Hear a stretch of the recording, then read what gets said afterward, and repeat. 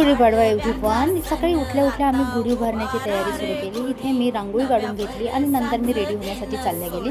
आज मी साडी घालण्याचे डिसाईड केलं। ही साडी दीदीची होती आणि मला खूप आवडली होती। इथे मी साडी घालून रेडी झाली आणि तोपर्यंत दीदी इकडे पूजेची मांडणी करते। सर्वात अगोदर दीदीने विडा बसवला, जो की आपण गणपतीचा प्रतीक म्हणून ठेवतो। त्यानंतर विड्यावरती हळद कुंकू आणि फूल वाहून त्याची पूजा केली। नंतर कापसाचे वस्त्र बनवले।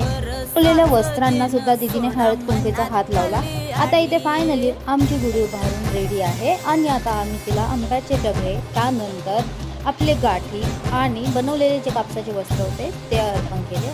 आता आमची वरती तयारी असते आपली कळस मांडण्याची।